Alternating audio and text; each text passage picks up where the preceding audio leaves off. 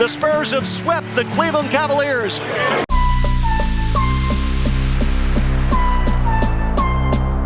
All right, old school NBA fans, self-research, NBA facts. Got another video for you. As always, thanks to anybody who watches my videos, subscribes to my channel. I really appreciate it.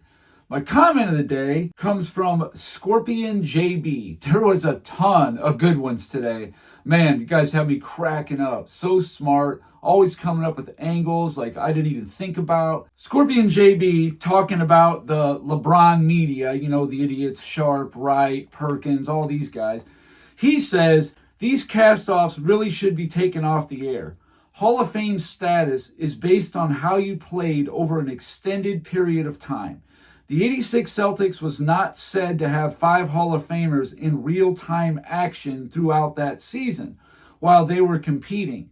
It's about the talent and success of a team for that particular season. They refuse to use logic, and it's predominantly supporters of LBJ who spew this nonsense. Dead on. What they don't understand is superstars teaming up doesn't elevate degree of difficulty. It actually devalues it as well as competition as a whole. Right. So you want to talk about, oh, they got all these Hall of Famers. At the time, though, nobody knew who was doing what. I mean, surely everybody knew Larry Bird was going to get in the Hall of Fame. Parrish, McHale, probably. But like Dennis Johnson, he had good credentials. But see, later on, Finals MVP basically has the exact kind of power to it as a league MVP. I never understood that. Like, look, Finals MVP is great to have on your resume. That's nice. But it was one series. I understand it was a championship round. But for Hall of Fame purposes, this just has enormous weight. I mean, I've heard people talk about Andre Iguodala might get it. Like, what? I'd put Derrick Rose in before Iguodala because he won a league MVP, and I wouldn't put him in either. But for some reason, that just has a tremendous amount of weight.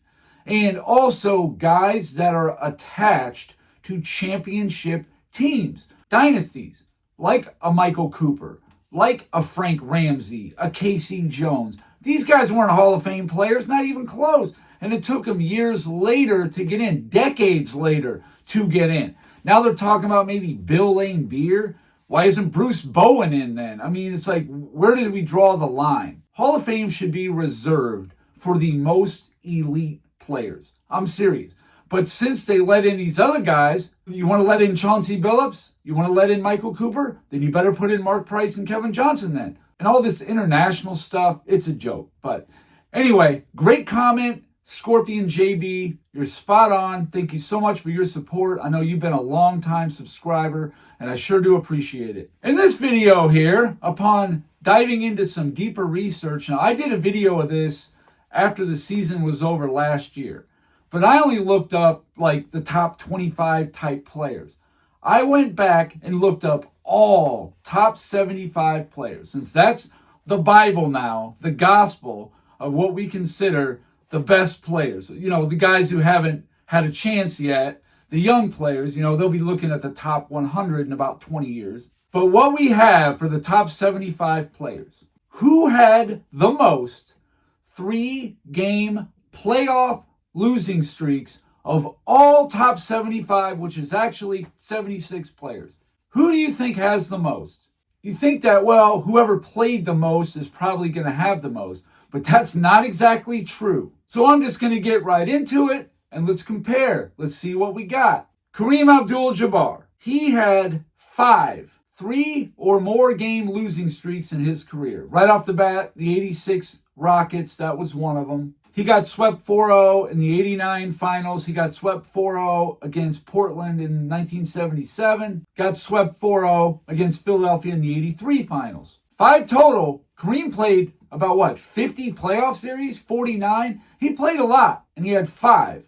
That's nowhere near the highest. Ray Allen, he's got 3. Giannis Antetokounmpo, he's already got 4, but that's nothing crazy, but he's only played, I think, 15 or 16 playoff series, and he's already got 4 of them. Carmelo Anthony, he didn't play that many series compared to some other guys in his era. He's got 7. Tiny Archibald's got 3. Paul Arizin, 2. Charles Barkley, only 3. And I know one of them was 95 Rockets. They were up 3-1, I believe, and Houston came back to win that series. Rick Barry, he's only got 2. Elgin Baylor, only 4. He got swept in the 59 finals, but he was under 500. Dave Bing, he didn't play very many playoff series at all. He only got 1.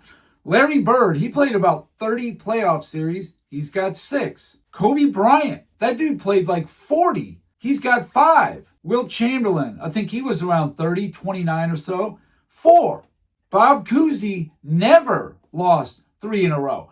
But let's face it, he didn't play a ton of playoff series. And a lot of those series, if you go back into the 50s, they were like best of 3. And then you got Bill Russell. That all changed. So it's not really that hard to believe for a player like Bob Cousy.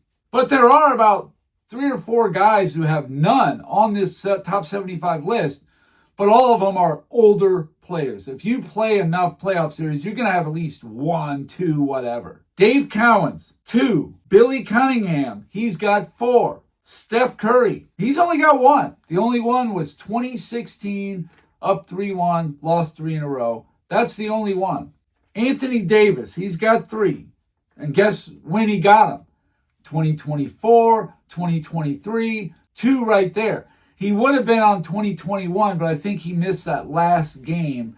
And the other one I think was against Golden State, like 2017, maybe, something like that. But he's only got 3. But he was playing with the alleged GOAT, Dave DeBusschere, only 2.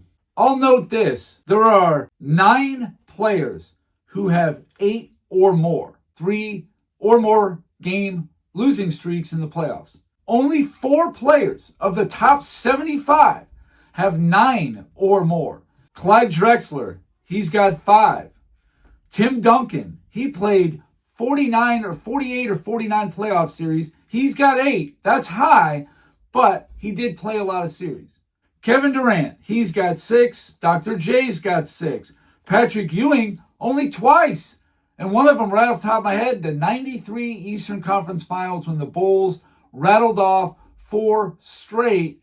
And I don't even know where the other one is. You didn't win 3 in a row against Ewing. Yeah, I don't think so. This dude gets crapped all over. I hear that idiot FYF Sports talking about, oh, he's a choker or whatever. It's like, you guys make this big deal about Hall of Fame teammates. He had none, basically, in the whole 90s. He wins 13 playoff series without a Hall of Fame teammate, and then you have the nerve to call him a choker? He only lost 3 in a row in the playoffs, twice.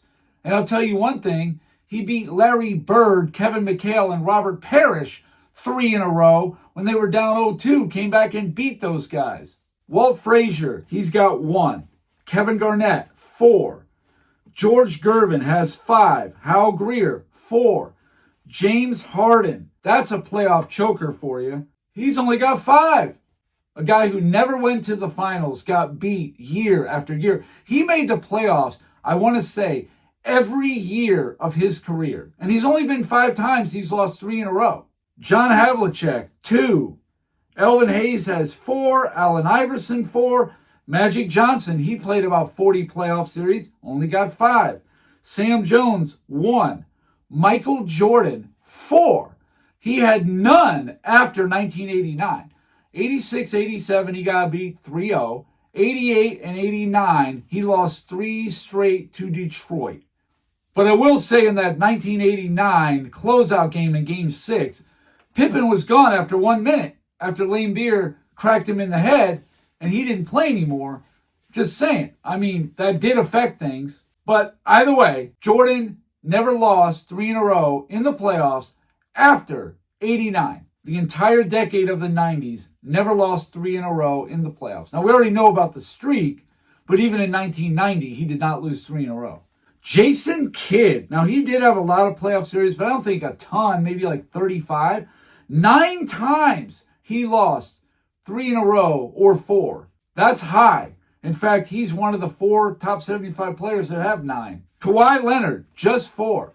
Damian Lillard, again, not sure how this guy's top 75, but whatever. He hasn't played that many playoff series. He's got 7 3 or 4 game losing streaks. Jerry Lucas, 4. Karl Malone's got 8. That's high, but not the highest. Moses Malone, 3. Pete Maravich, 2. Bob McAdoo, 2. Those guys understandable because they didn't play a lot of playoff series, not really. Kevin McHale, he's got 8. Same with Parrish. George Mikens only got 1. Reggie Miller's got 4.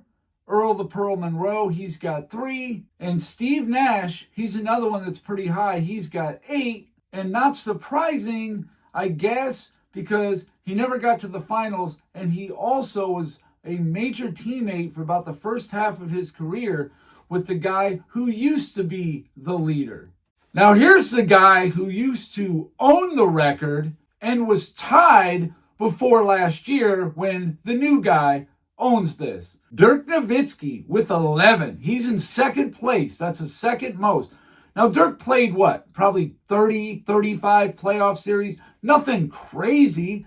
11 times he lost 3 in a row or more. Shaquille O'Neal, he's got the same kind of problem. 9 times that dude lost 3 in a row or more, and a bunch of 4s. I know he got swept in, I want to say, 94 against the Pacers.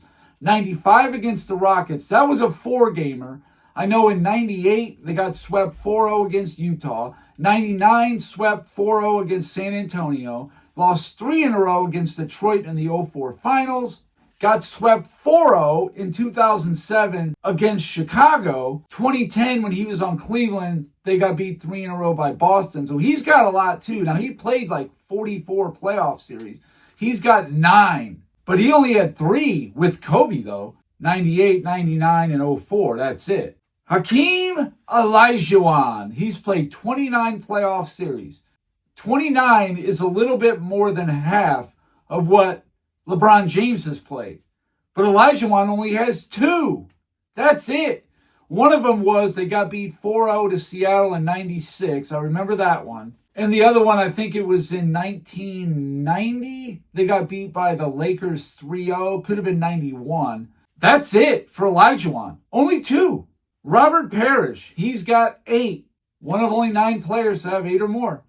Chris Paul, only 4, which I was very surprised at. Now, he played about, 30 playoff series, something like that. He's got 4. Gary Payton has 7, a little high. Bob Pettit, 2. Paul Pierce has 5. Just like Michael Jordan, Scottie Pippen's got 4. Willis Reed, never lost 3 in a row in the playoffs. Now, he didn't play a ton, I think around 20 playoff series. Never lost 3 in a row, though. Oscar Robertson, 3. Now, he didn't play a lot of playoff series. David Robinson, 4. Dennis Rodman, only 2. I know the 91 Bulls gave him one of those, 4-0. I think the other one was in 94 when he was on San Antonio. Pretty sure about that. Bill Russell, twice lost 3 in a row.